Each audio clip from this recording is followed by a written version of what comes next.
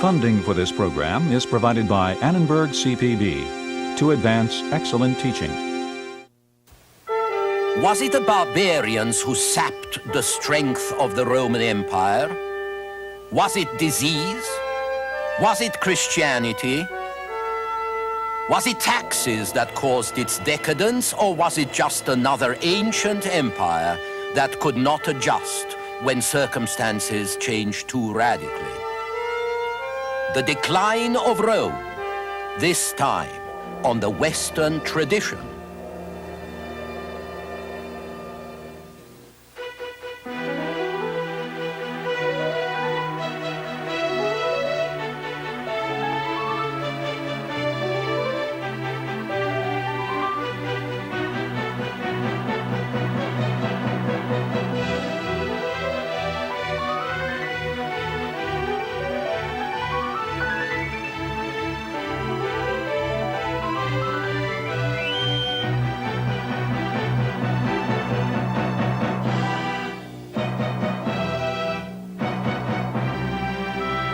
And now UCLA professor Eugen Weber's continuing journey through the history of Western civilization. In the 6th century, a Roman nobleman was dragooned into becoming pope, which wasn't the most comfortable of jobs in those days. Eventually, that gentleman would be known as Gregory the Great, and he would be canonized as Saint Gregory. But by this time, there hadn't been an emperor living in Rome for nearly 200 years, or one in Italy for 100. In fact, all the territory from Hadrian's Wall in Britain to the Adriatic Sea and beyond was now dominated by a number of backward, warlike tribes, most of them German. The western part of the empire was no more. The emperor ruled in Constantinople, and though some of his ships and troops still held a few Italian ports, most of the peninsula was occupied by barbarians. Pope Gregory believed that the end of the world was near. After all, the empire was staggering to its end, so Judgment Day must be nigh. Gregory also thought that volcanoes were the gates of hell and that their mouths were growing larger in order to admit the increasing number of damned souls. Although Gregory was anxious to mitigate the suffering and still the turmoil around him, the main business of life in such circumstances was to prepare for death. In one of his sermons, Gregory looked back from the disorder and misery of his own age. Everywhere death, mourning, desolation, as he said in one of his sermons, to the material prosperity of earlier times when Christians were martyrs to their faith. In those days, the beginning of the 2nd century when Trajan was emperor, there was long life and health, said Gregory, material prosperity, growth of population, and the tranquility of daily peace. Yet, while the world was still flourishing in itself, in their hearts it had already withered. You might call Gregory's description of better days sour grapes, but it does raise the question of how a prosperous, lawful, advanced society gave way to darkness and to chaos.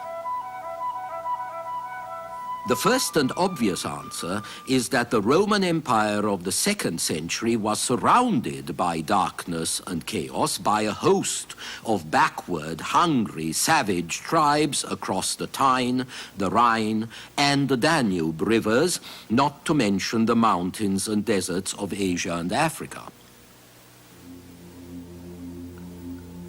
As long as these tribes were held in check, they mostly fought each other. Individuals often trickled into the empire to look for work or sign on as mercenaries, and some of them settled as immigrants do today and became Romanized. But when they could, they burst through over the border to raid and loot and ravage as a tribe, and when the opportunity offered, instead of turning back home with their plunder, they might even take over the better lands of the empire itself and settle there until someone else came and pushed them off. After 250 AD or thereabouts, this process accelerated. The raids became invasions, and the emperors bent all their energies to stabilizing what was left and keeping the barbarians at bay, sometimes by hiring a group of barbarian mercenaries to fight on behalf of Rome. Better still, the Romans would try to persuade one tribe to fight another so that they would be too busy to threaten Rome. But around the year 214 before Christ, when the Chinese began to build a great wall to preserve their civilized world against barbarians, a federation of aggressive Mongol tribes had turned west. These were the people we call the Huns. As they traveled westward over the course of several centuries, the Huns pushed before them other warlike tribes, the Goths and the Vandals, who were desperate to get away from them, which tells you just how awful the Huns must have been. In the late 4th century, some of these fleeing peoples, notably the Goths, got into the Balkans, which were among the richest provinces of the empire, and from there into Italy. Then, around the year 406, many more Vandals crossed the frozen Rhine and ravaged Gaul. As one contemporary observer remarked, Gaul smoked to heaven in one continuous pyre. And after Gaul was devastated, they crossed into Spain and North Africa. In due course, the Huns followed, carrying even worse destruction wherever they went. After that, the West was a chaos of frightened Roman survivors and brawling savage tribes.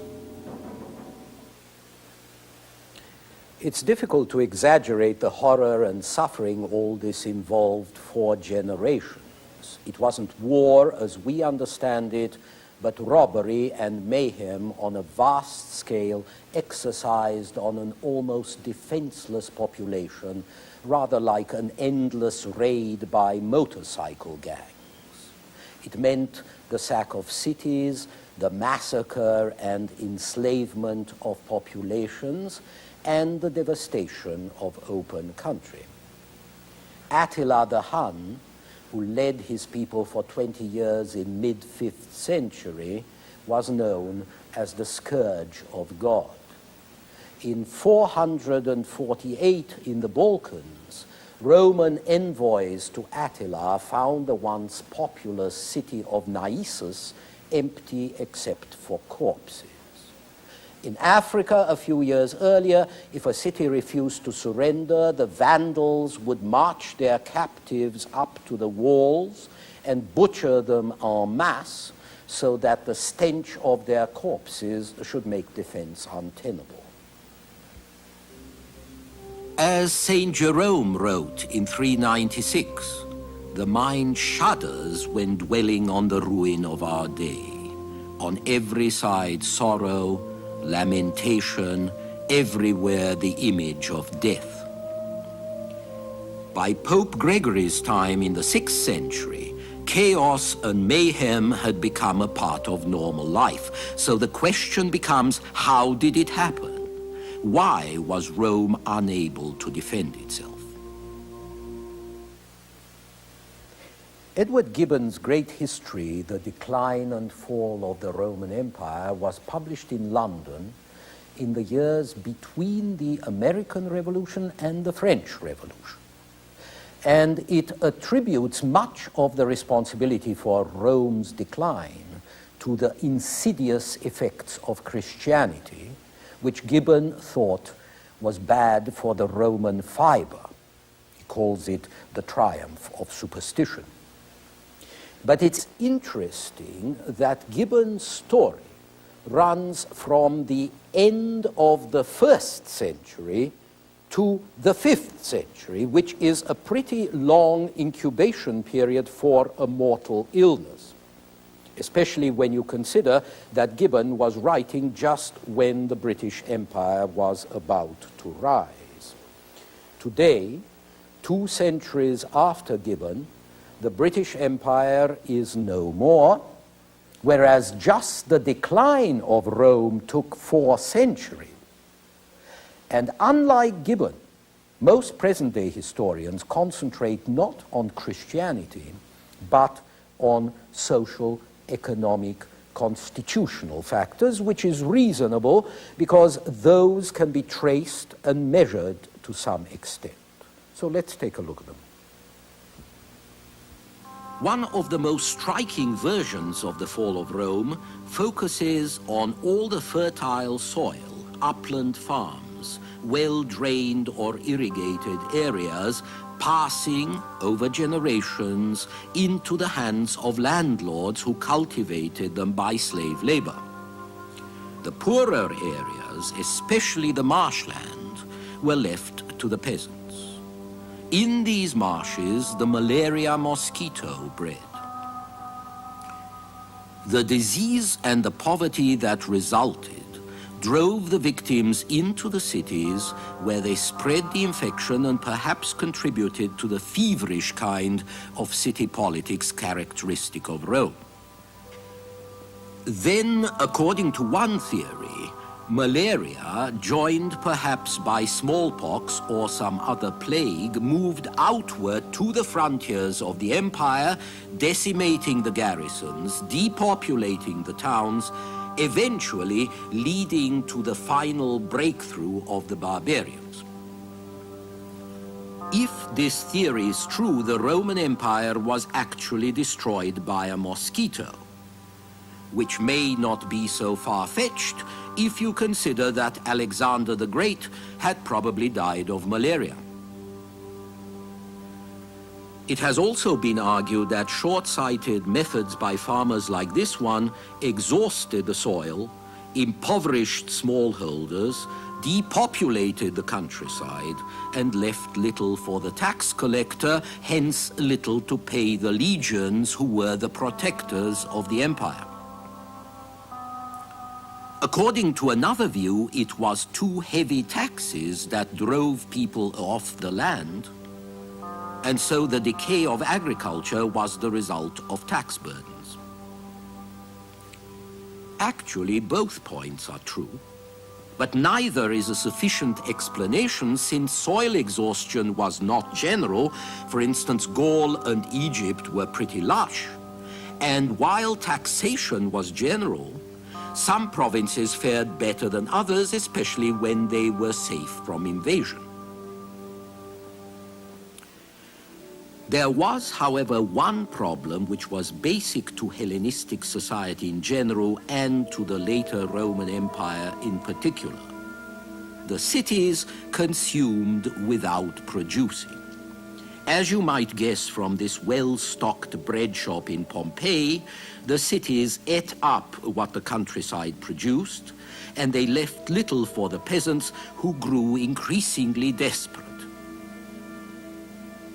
This situation became more serious as barbarian pressure increased, and with it, economic pressure on the countryside became harder and harder to bear. The imperial administration was always concerned with keeping the big city population happy because it was more volatile and prone to riot. So the government offered what the Roman poet Juvenal called bread and circuses. Races, shows, games, displays of every sort, which had once offered occasional entertainment, now became an organic necessity.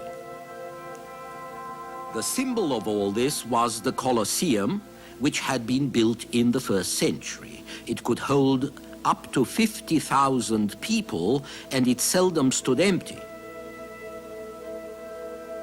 Under the Republic, there had been 65 days of games a year. Their number increased steadily until by the 4th century they took up 175 days, half the year. The circus is their temple, said a contemporary observer. The Christians tried to put an end to gladiatorial combat, which declined after the 5th century. But chariot races and shows and bear baiting continued, and pantomimes, the more obscene the better. And though the church tried to restrain the passion, the crowds got their kicks by demanding a high degree of bloody realism, so that the actor who played Hercules in a show would really be burnt at the end, and a mime would be crucified and left to die. Only total ruin puts an end to the games in the 6th century.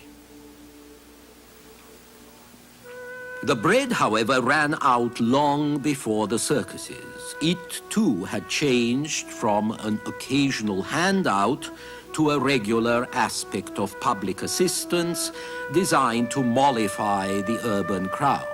There was free wine, free grain, oil, bacon, even money. There might be handouts equivalent to $10 or $15 or even $20 to 300,000 people or more. If the state was going to pay for all this, someone had to pay the state. Obviously, that would be the provinces, the producers, the rural population. This led to growing resentment of all those greedy, useless mouths in the city, or else it meant an attempt to join the useless mouths, who at least had some fun, to become a consumer rather than a producer. And this, of course, meant fewer producers and still more problems.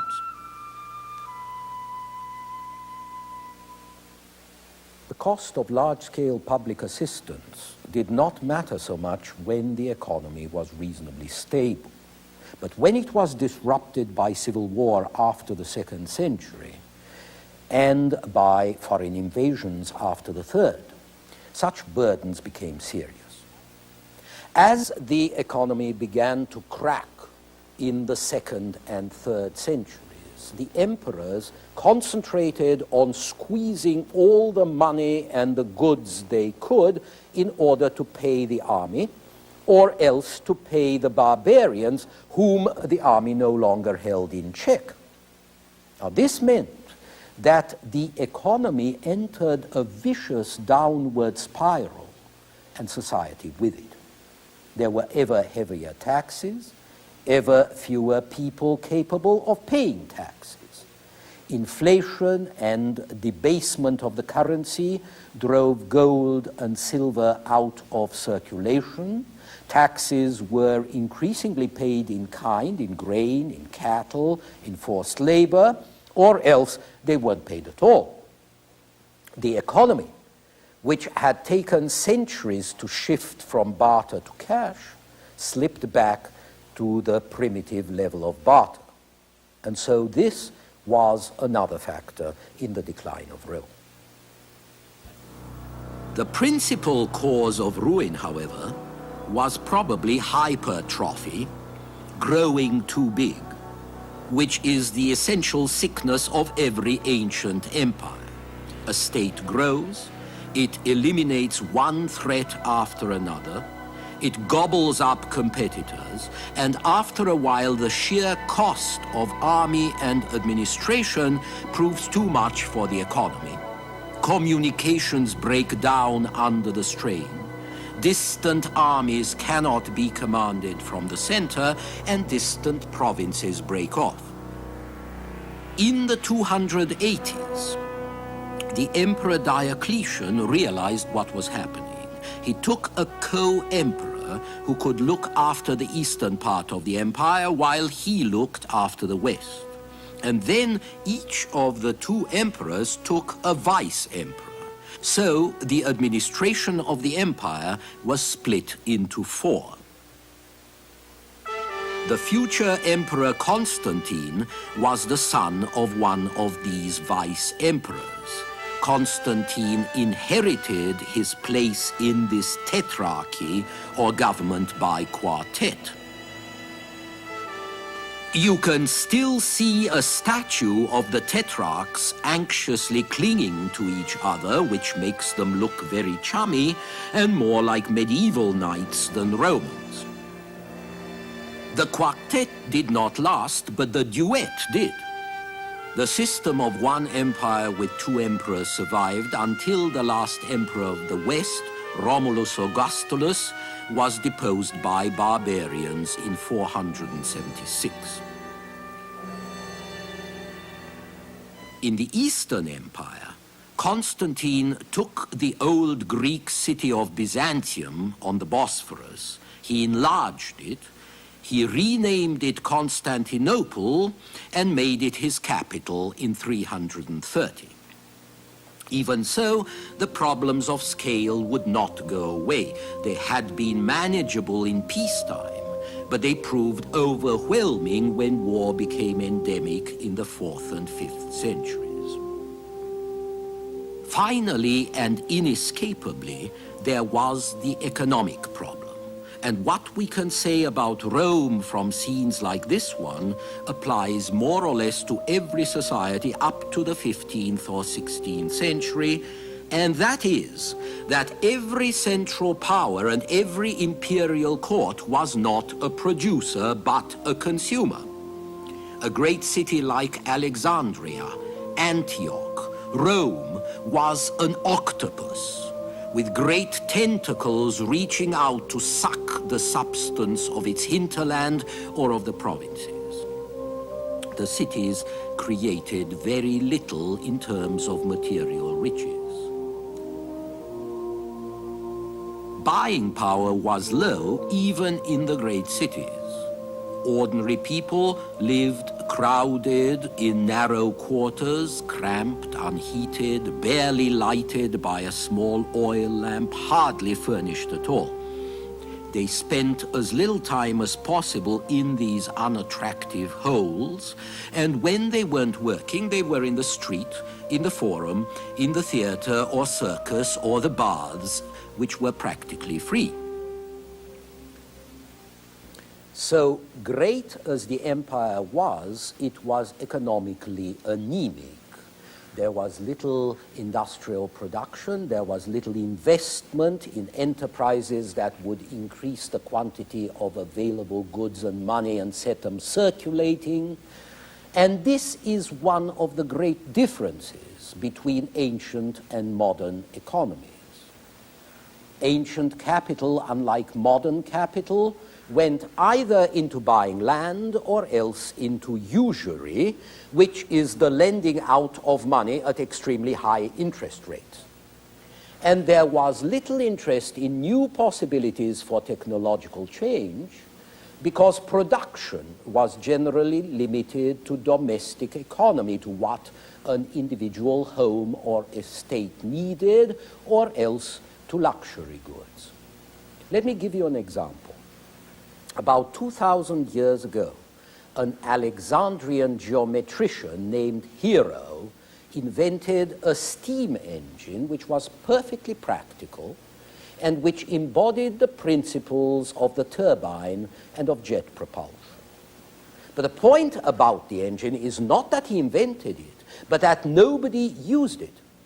What made Hero well known was that he invented a lot of tricks and toys that could amuse rich people or serve the temple priests, like a contraption that produced steam in order to open temple doors so that the gods inside would be revealed without any human intervention. But none of this led to more practical applications. There were, of course, plenty of slaves. And in any case, mechanics were not respectable, just as working with your hands wasn't respectable, which you can understand when you think that slaves and poor folk did it.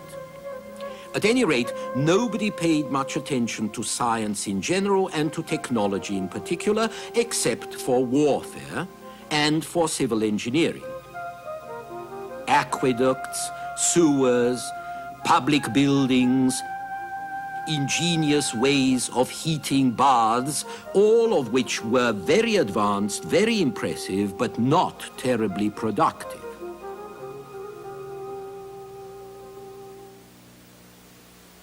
And so the ancients reached the threshold of an industrial age, but they never crossed it.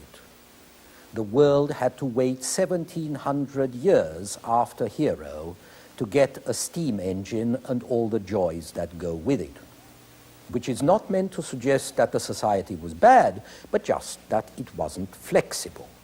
It was not structured or equipped to adjust, to expand its means to the scale of its needs. And so when it had to adjust, all it could think of was to try to freeze things in place or to make them worse, tax more, control more, enforce and coerce and restrain, as we shall see next time.